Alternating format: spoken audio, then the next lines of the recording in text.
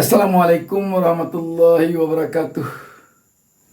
Kita berjumpa lagi dan saya Bustami Narda tak lupa mendoakan kepada Allah Subhanahu wa taala semoga seluruh pemirsa selalu mendapatkan keberkahan hidup dari Allah Subhanahu wa taala, Tuhan Yang Maha Esa. Sahabat BN, hari Kamis tanggal 13 Juli 2023 ini, pengacara Iwan Hermawan Magdir Ismail telah datang ke kantor Kejaksaan Agung membawa uang senilai 27 miliar rupiah atau 1,8 juta US dollar.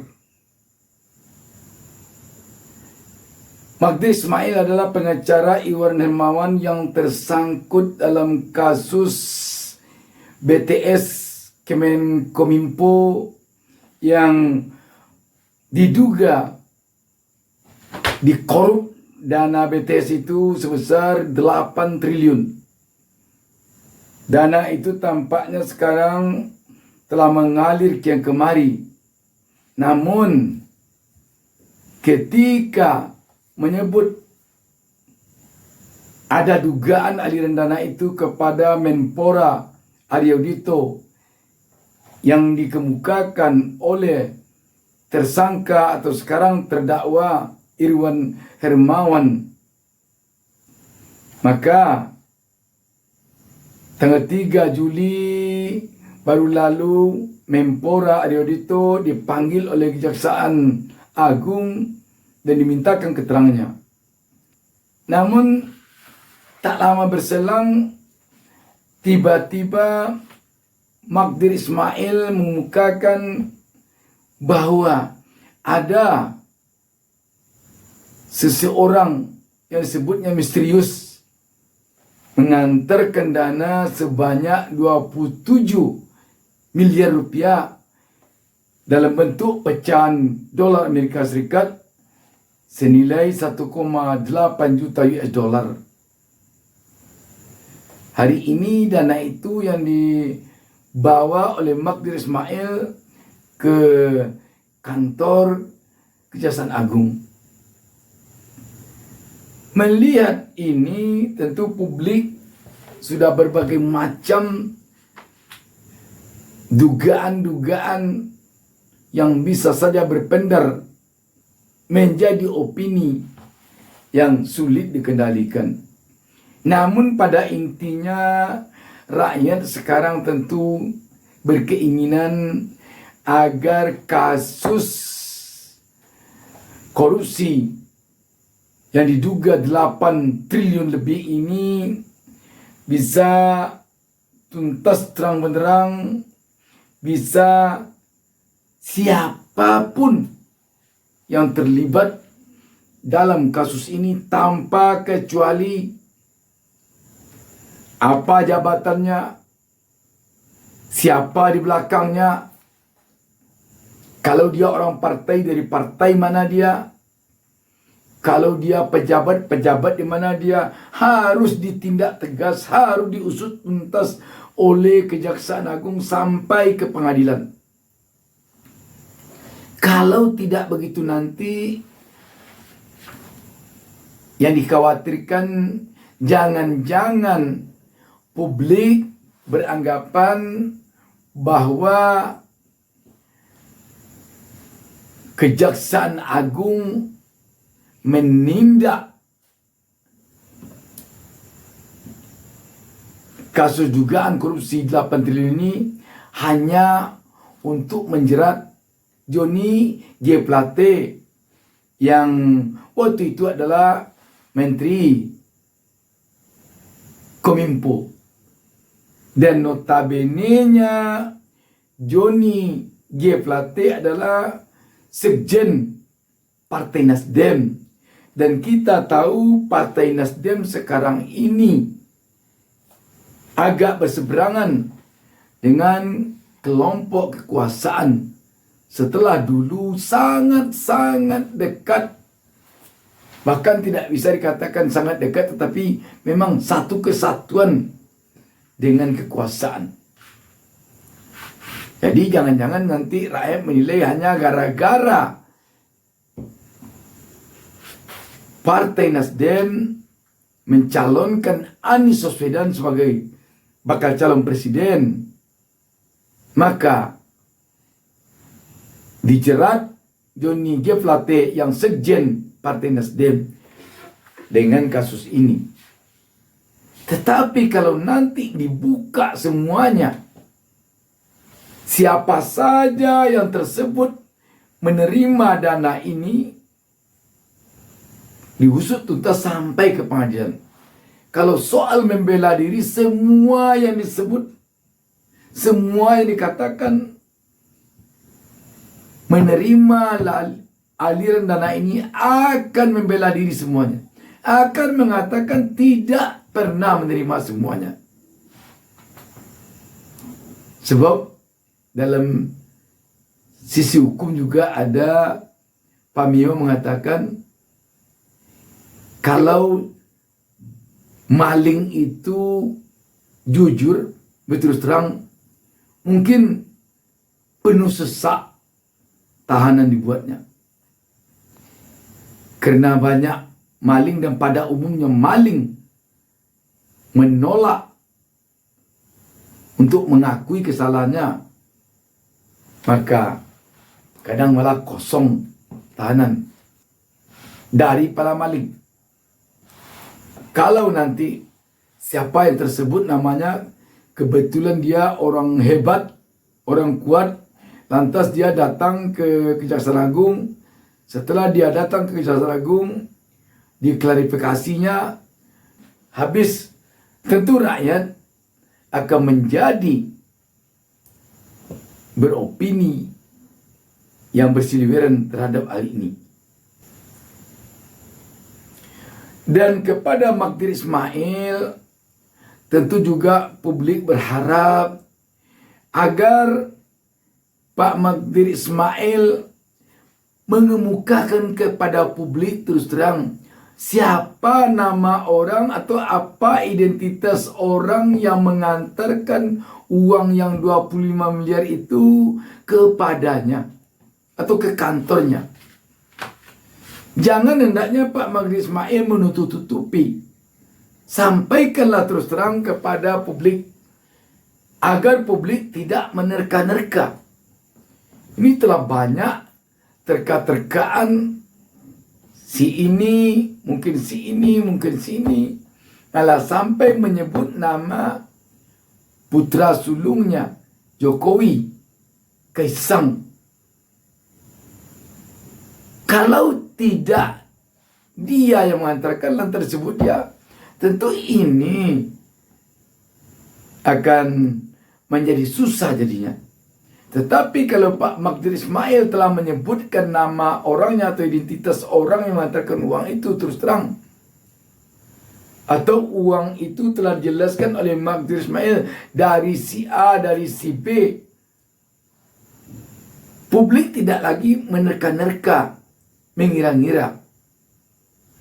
Jangan salahkan nanti publik kalau publik mengira-ngira jadinya. Kita baca sebuah berita tentang hal ini. Kompas.com menurunkan berita di bawah judul Magdir Ismail tiba di Kejagung bawa uang 1,8 juta dolar Amerika Serikat diduga terkait kasus BTS 4G. Berita ini tanggal 13 Juli 2023. Jakarta, Kompas.com. Pengacara Komisaris PT Solitek Media Sinergi Irwan Hermawan, Magdir Ismail tiba di gedung Bundar Jaksa Agung Muda Bidang Tindak Pidana Khusus Jampitsus Kejaksaan Agung Kejagung RI Kamis 13 Juli 2023 pagi. Irwan merupakan terdakwa kasus dugaan korupsi penyediaan menara 5G dan infrastruktur pendukung 1, 2, 3, 4, dan 5 bakti Kementerian Komunikasi dan Informatika Kemenkominfo. Adapun Magdir Ismail dipanggil Kejagung untuk dimintai keterangan mengenai adanya pihak yang mengembalikan uang 27 miliar terkait penanganan kasus BTS 4G.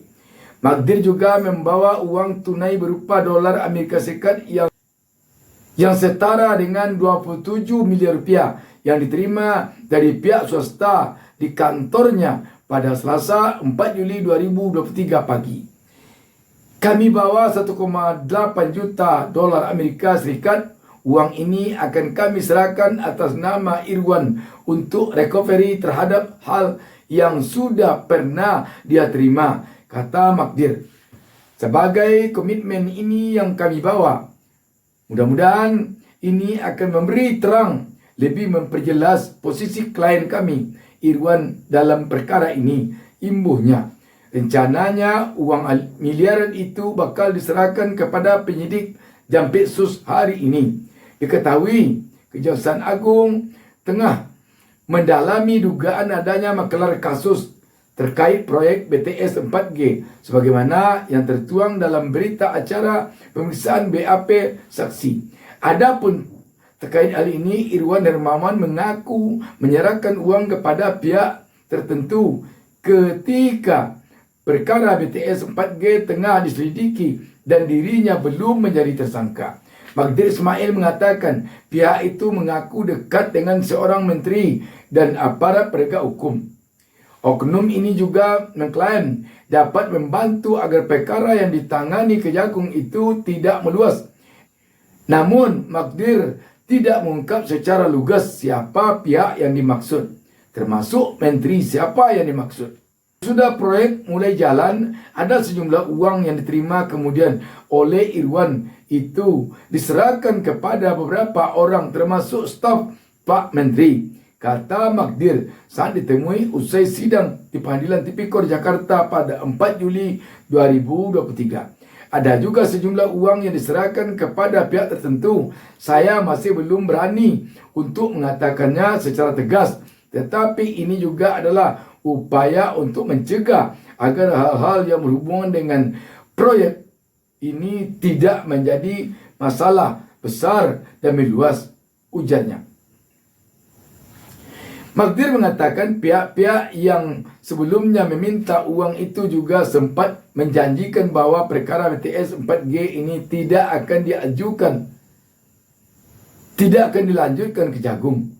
Kalau saya tidak keliru, sejak November atau Oktober 2022, orang-orang ini meminta sejumlah uang untuk mengurus proses perkara sehingga tidak akan dilanjutkan menjadi perkara, kata Magdir.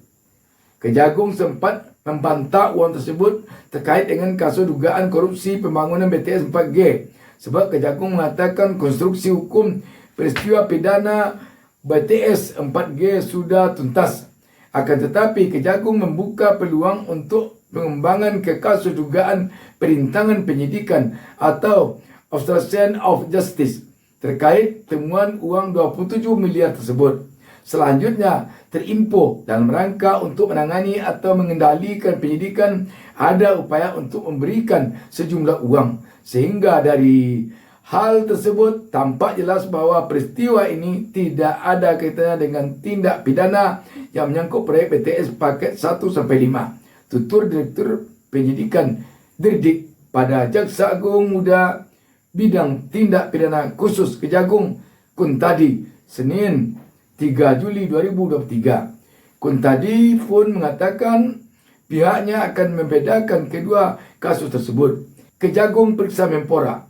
Kejagung pun mendalami aliran uang dalam kasus korupsi BTS 4G melalui pemeriksaan Menteri Pemuda dan Olahraga Menpora Dito Aryo Tejo pada 3 Juli 2023. Kepala Pusat Penerangan Hukum Kapus Penkum Kejaksaan Agung Ketut Sumedana mengatakan aliran uang yang mencatut nama Dito di BAP para saksi menjadi bagian dalam pemeriksaan tersebut. Setelah melakukan pemeriksaan, Kejagung menyatakan bahwa dugaan aliran dana kepada Dito Aryo Tejo tidak ada kaitannya dengan kasus korupsi BTS 4G. Dilansir pemberitaan Kompas.id, berdasarkan informasi yang dihimpun Kompas, pemanggilan Dito diduga terkait dengan keterangan Irwan Hermawan. Irwan menyebut dugaan adanya aliran uang dari proyek tersebut ke beberapa pihak termasuk Dito Aryo Tejo. Menurut keterangan Irwan di berita acara pemeriksaan, terdapat aliran dana kepada Dito Aryo Tejo antara November-Desember 2022 dengan total 27 miliar rupiah. Jadi sahabat BN, sekali lagi, bagi rakyat yang penting siapapun namanya yang tersebut oleh siapapun yang tersangkut dengan perkara ini, seperti yang dikatakan atau yang disebutkan oleh terdakwa atau tersangka Irwan Hermawan, perlu diusut tuntas dan perlu publik atau rakyat mengetahui penyelesaian atau akhir kasus ini dari mereka yang telah diduga menerima uang tersebut. Kalau nanti diam saja, rakyat tidak akan percaya dengan pengusutan kasus ini, kecuali hanya untuk tujuan politis kepada Nasdem. Perusahaan suami Ketua DPR RI yang juga petinggi PDIP atau suami Puan Maharani diungkap secara hukum oleh Kejagung, dan sekarang malah direktur utamanya telah menjadi tersangka, telah ditahan. Namun mungkin yang jadi pertanyaan oleh publik lagi, bagaimana dengan pemilik perusahaan ini? Apakah memang uang yang demikian banyak dalam proyek ini pengerjaannya tidak tahu menahu pemilik perusahaan atau gimana? Tentu publik ingin tahu seterang-benderangnya. Tidak saja kepada suami Puan Maharani, juga nanti kepada yang lain. Termasuk mungkin kepada Menpora, apakah sudah cukup dengan klarifikasi satu kali Menpora Aryo Dito ke Kejaksaan Agung kemarin, atau bagaimana? Dan begitu pula dengan yang lain-lain. Kita mendengar 11 atau berapa itu jumlah orang yang disebut namanya menerima dana duga korupsi ini dari Irwan Hermawan. Itu baru dari Irwan Hermawan, belum lagi dari yang lain-lain. Sebab dana ini 8 triliun yang diduga dikorup. Sedangkan yang ada pada Irwan Hermawan rata berapa ratus miliar cuma. Mana yang lain? Publik nanti tentu ingin tahu dana yang 8 triliun lebih ini jelas sedaknya perginya kepada siapa-siapa saja. Tanpa kecuali siapapun dia. Demikian, wassalamualaikum warahmatullahi wabarakatuh. Jangan lupa subscribe. Jangan lupa subscribe. Jangan lupa satu